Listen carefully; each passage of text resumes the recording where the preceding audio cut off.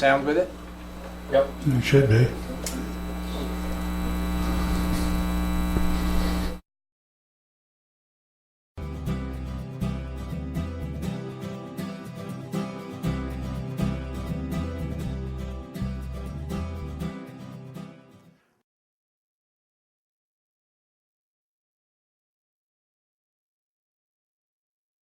Let me give you a few quick tips on maintaining your lathe. A couple things, we want to make sure the machine stays clean. You can do that with a vacuum or you can do it with an air compressor.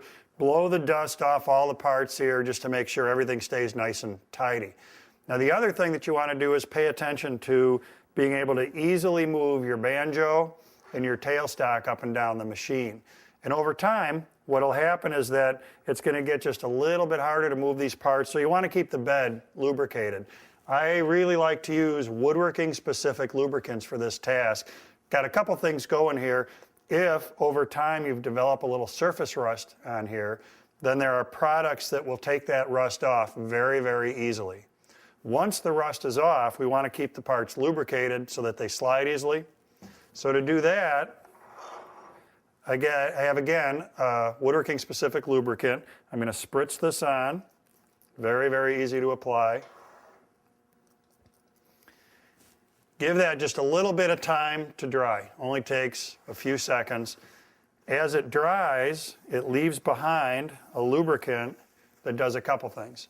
It's going to seal up this cast iron so that it's less prone to getting surface rust on it in the future.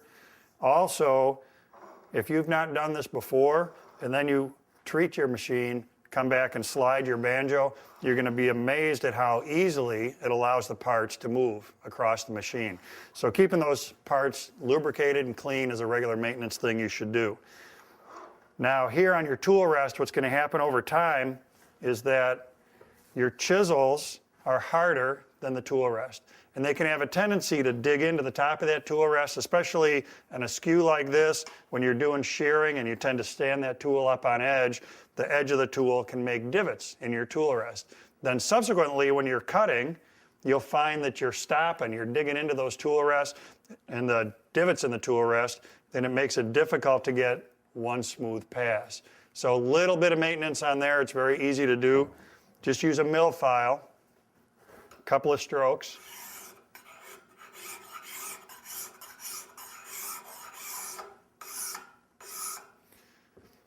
Once you do that, you'll have that leveled back out. You'll be able to make nice uniform passes from end to end.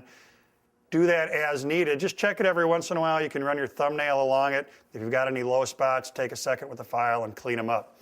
So very, very simple to do, but it's going to keep your lathe singing a happy tune.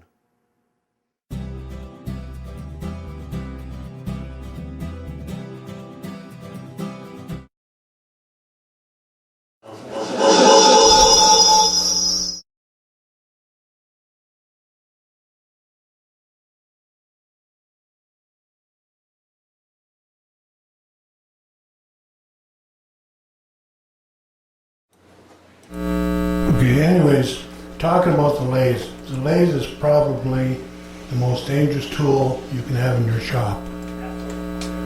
It's probably more dangerous than the table saw. Because you can, on the table saw, you can put guards up, you can do all kinds of stuff. On the lathe, when you stick a piece of wood between centers and you turn that sucker on, it's spinning at 1500 RPM. God only knows where it's going to go. So this is why it's very important to know what you're doing when you approach the lathe. Be aware, and especially in this shop, because everybody uses a lathe, and it's not as if you're own at home. You may have certain setups that you don't have to worry about. But one of the most important things is that if that piece of wood flies off, and there's been 2 cases in the last few years that killed 2 people. One of the piece come off and hit him and killed him. He was alone in the shop, and his son found him hours later dead on the floor. So it's, it can happen. Very, very important. Very important to know that these lathes are variable speed. They are controlled by a knob from 0 to whatever belt you have set on. Check that to make sure that you're on the right, you're on the right belt.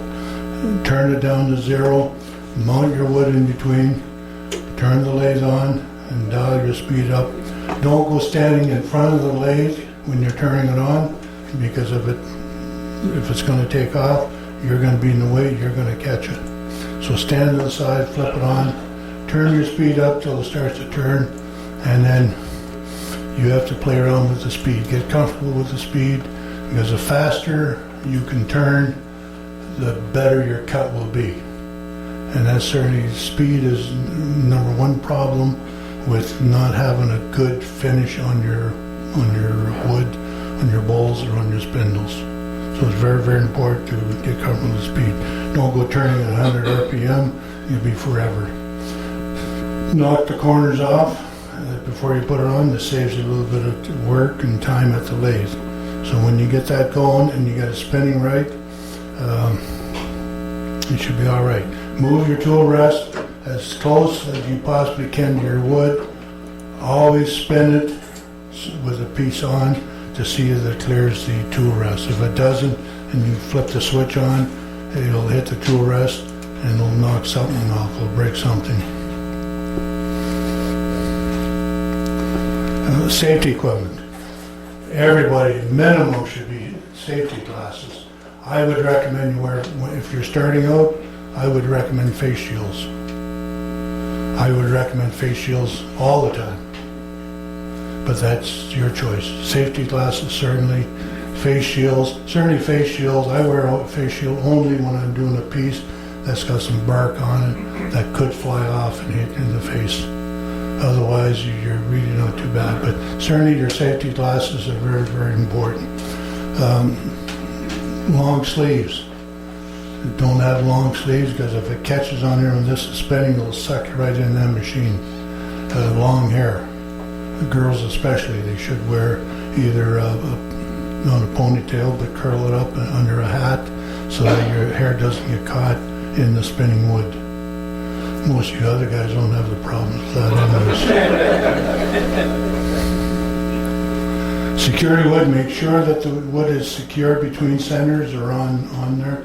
And as you're working during the day, keep turning the hand wheel, keep tightening the wood, because the vibration, even if you lock this down, the vibration will still tend to move the tool rest or the banjo back, the tailstock.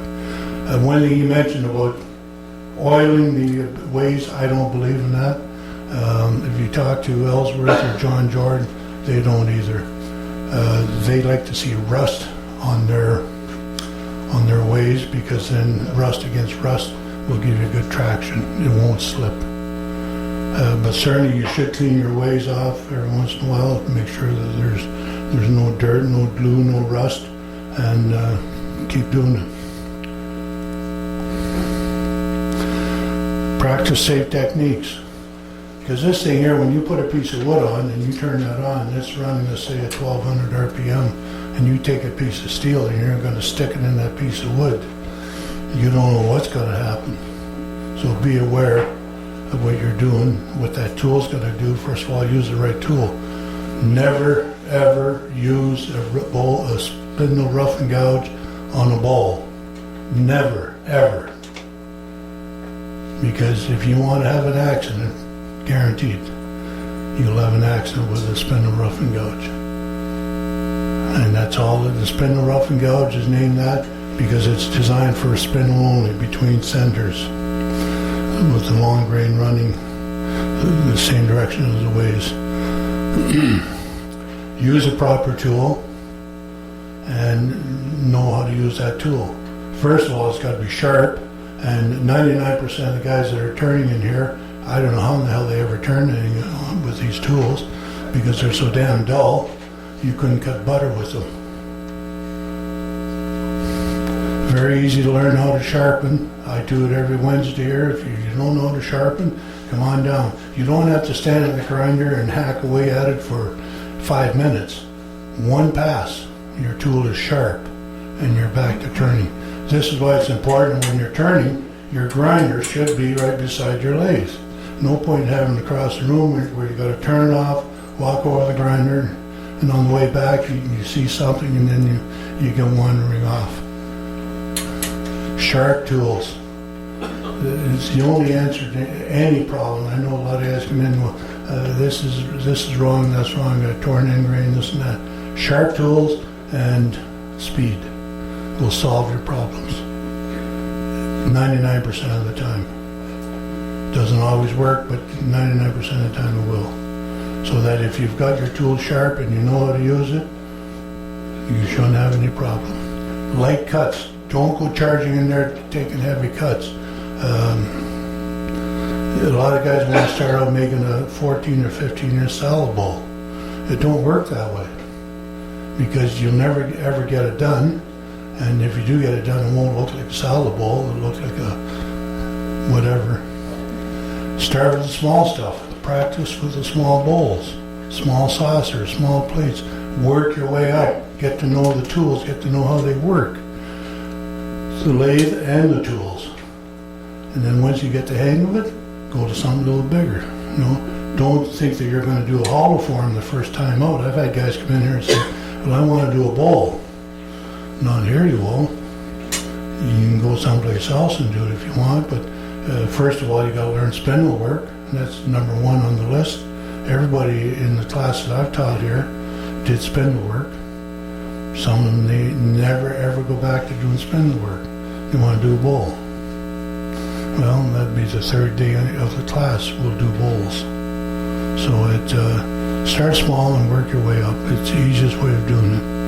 And wood is free. If you spindle work, get some branches, get some green wood. Green wood is nice to turn, and that kind of cuts a little easier. But if you had a piece of oak, dry oak, forget it. You know, because you'll probably give up turning the first day. Because oak is very hard to turn, especially when it's dry. It's very hard, and it just doesn't cut. But if you had a piece of cherry, maple, any of that stuff, that's a little different. It cuts nice, and there's no problem. Again, sharp tools and speed will work.